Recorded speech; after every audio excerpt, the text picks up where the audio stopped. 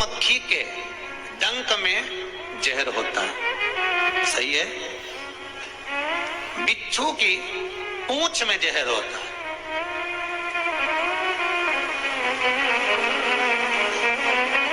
पर मनुष्य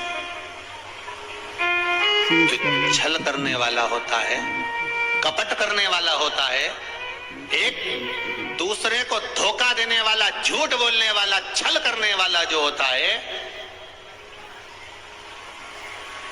उसके तो रोम रोम में जहर होता है। कब कहां से डसेगा मालूम ही नहीं पड़ पाएगा। पर सांप को तो पहचान कर कह दोगे कि ये काटने वाला है। बोलो सही है कि गलत है? बिच्छू को देखकर डर जाओगे कि ये काटने वाला है। मधुमक्खी का डंक देखकर डर जाओगे कि मधुमक्खी काटने वाली है। इंसान को कैसे पहचानोगे कि यह काटने वाला है?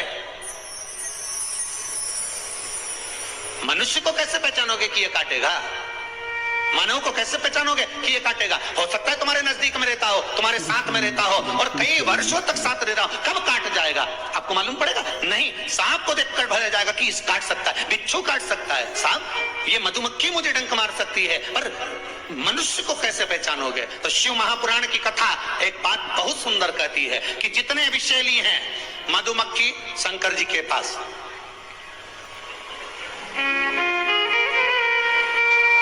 शिव जी का नाम एक धूमवान है। क्या नाम है? धूमवान। माता पार्वती का नाम एक धूमावती, जिनके पास में मधुमक्खी ढेर, पूरे शरीर के आसपास में मधुमक्खी है धूमावती के। शिव जी के गले में सर्प, वो भी विषैला, कानों में बिच्छू, वो भी विषैला।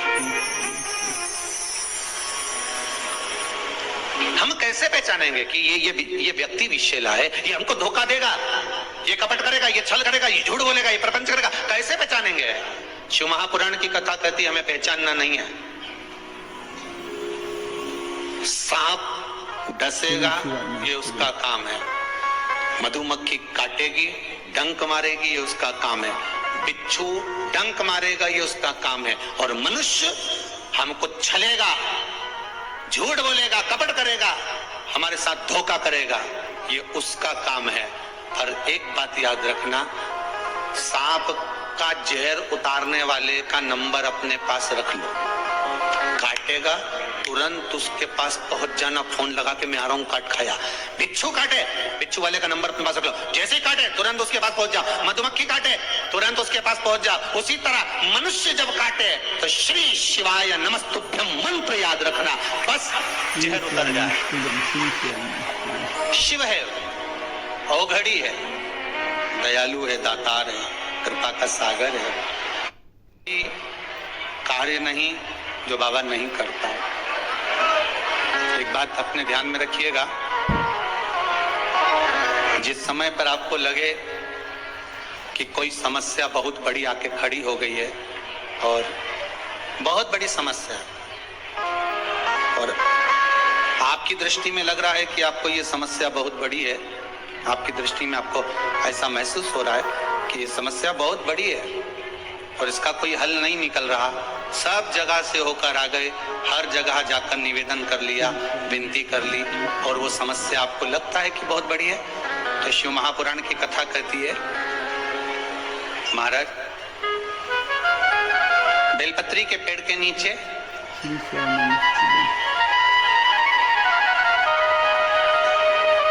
एक छोटा सा शिवलिंग का निर्माण करो। काय का निर्माण करना है? शिवलिंग। अब बेलपत्री के पेड़ के नीचे आप अगर सोचो कि भाई मैं ब्राह्मण हूं, सफेद मिट्टी का शिवलिंग बनाना है,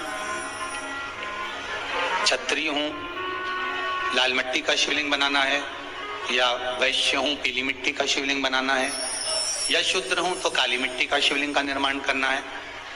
शिव महापुराण की कथा कहती है, लिंग पुराण कहती है, नर्मदा पुराण कहती है कि बेलपत्री के पेड़ के नीचे आप जिस शिवलिंग का निर्माण करें उसके लिए आपका वर्ण नहीं देखना, आपको तो बेलपत्री के नीचे की ही मिट्टी ले लेना, फिर वो जिस कलर की।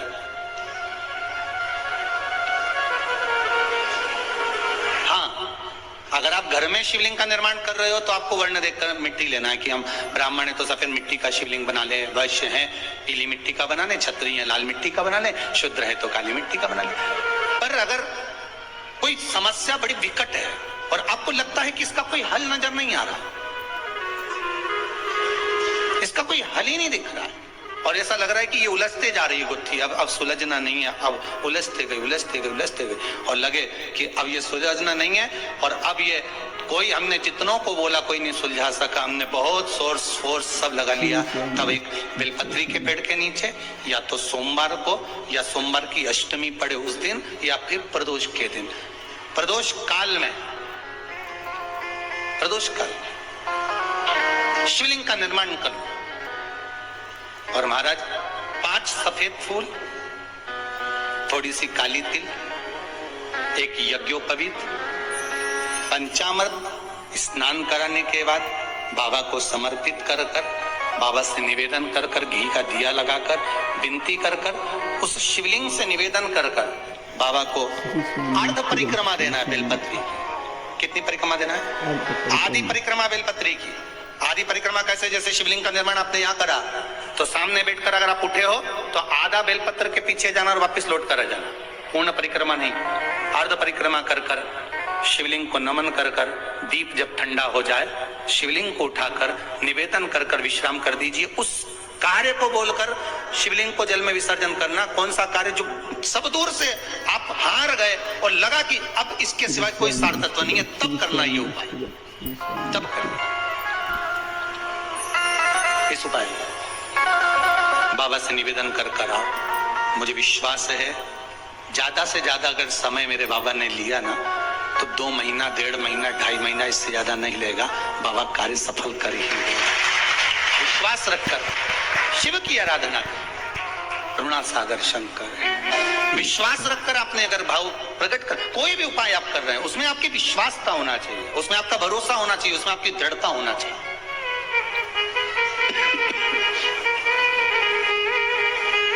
और यदि वह विश्वास प्रबल है, प्रेम जब अनंत हो गया, रोम रोम संत हो गया। विश्वास जब दृढ़ होता है तो भगवान मिलता जरूर है। आपका भरोसा अगर दृढ़ है, शिव महापुराण में वृंदा का चरित्र आता है। जलंधर के जब प्राण छूटते हैं, वृंदा जब रोती है, भगवान से कहती है कि आपने मेरा सात्वित्व डिगा दिया और मैंने आप पर विश्वास करा था। भगवान विष्णु ने कहा था कि वृंदा के पति को मारना है, तो शंकर भगवान कहते हैं शिव महापुराण में, मैं वृंदा के पति को नहीं मार सकता क्योंकि वो सात्वित्ववान है, उसकी सात्वित्वता की प्रखरता और किसी भी रूप में प्रखरता है। अगर आपकी दृढ़ता, आपका विश्वास अगर प्रबल है तो दुनिया में कौन बाल धक्का करेगा। एक माताजी की आदत थी, वो सुबह से उठती थी और जम जम के दरवाजा खोल के चिल्लाना चालू कर देती थी, जय हो भोलेनाथ, जय हो कुबेर भंडारी, जय हो महाकाल राजा, जय हो विश्वनाथ, बड़ी कृपा करी प्रभु आपने, बड़ी कृपा करी। खूब चिल्ला चिल्ला के बोले। आने वाले समय में वो एक माइक लिए आई, ऐसा माइक लिए और उसने अपने अपने मोहल्ले में इसमें के 2-3 रख दिए घर की छत पे और वहीं से चिल्लाए जम जम के। सुबह उठे और मुंह धोया नहीं धोया और बाहर आके चिल्ला। अब इसके कारण इसके पास में एक पड़ोसी रहता था, वो कभी भगवान को नहीं मानता था, इतना दुखी हो गया, इतना दुखी हो गया जिसके कारण परेशान हो गया। ये चिल्लाना चालू करे सुबह 5:30-6 बजे से। अब वो बेचारा बड़ा दुखी, किससे कहे। और वो झगड़ा करने आए तो ये लड़ने भी बैठ जाए। और लड़े कैसी? वो चिल्लाए, वाह वाह प्रभु बड़ी कृपा करी, अब उसको और चिढ़ बैठे। बता भगवान, पड़ोसी बड़ा परेशान, कभी भगवान को मानता नहीं था, अगरबत्ती नहीं लगाए, धूप बत्ती नहीं लगाए, कभी दिया नहीं लगाए, कभी भगवान के धोख नहीं लगाए, बड़ा परेशान। अब एक दिन सवेरे सवेरे इसने माइक उठाया और चिल्ला के बोली शिवरात्रि के दिन, भोलेनाथ हर हर विश्वनाथ बड़ी कृपा करी, प्रभु बड़ी कृपा करी, पर आज घर में खाने का कुछ नहीं है। मैं जा रही मंदिर, भोजन भेज देना भोलेनाथ। ये चली गई। इसके पड़ोसी ने सोचा आज इसको मजा चखाता हूं सही तरह से। वो बाजार गया, आटा चावल दाल शक्कर घी नून मिर्ची सब ले आया, इसके आंगन में इसके दरवाजे पर रख दिया। ये आई, इसने अंदर गई, जो देखा तो कहा दाल चावल सब्जी राई नून मिर्ची सब रखा था। फिर माइक लाई उठा के, फिर लाई, फिर चिल्लाने लगी, हर हर महादेव, मारे महादेव जय हो मेरे महाकाल राजा, जय हो मेरे काशी विश्वनाथ, जय हो मेरे कुबेर भंडारी, बड़ी कृपा कर दी, खाने का सामान भेज दिया, बड़ी कृपा करी। इतने में पड़ोसी दौड़कर आया, मूर्खों जैसी बात मत कर, कोई भगवान भगवान नहीं आया, वो तो मैं ला कर रखा, वो तो मैंने ला के रखा, तो भगवान से कह के गई थी, कहां का भगवान आ गया।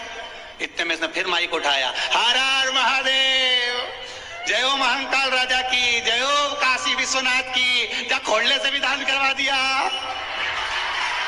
नमस्तुभ्यम, हर हर महादेव। पूज्य प्रदीप मिश्रा जी ने आज बहुत ही अच्छी बात बताई है कि अगर कोई मनुष्य हमें डसता है तो हमारे आसपास ही हमारे परिवार का ही होता है, लेकिन अगर हम ओम नमः शिवाय का जाप करते हैं तो सारा विष दूर हो जाता है। और पूज्य प्रदीप मिश्रा जी ने बताया है कि हमें प्रदोष अष्टमी या नवमी तिथि को एक लोटा जल लेना है, उसमें 5 फूल चंदन मिलाकर बेलपत्री और भगवान शिव के मंदिर में समर्पित करना है। ऐसा करने से हमारी मनोकामना पूरी होती है। और पूज्य प्रदीप मिश्रा जी ने एक बात बहुत सही बताई है कि अगर हमारी किस्मत में होगा तो वो किसकी दर से भी आएगा। अगर हमें भगवान पर भरोसा है तो हमारी नैया कभी भी नहीं डूबती है।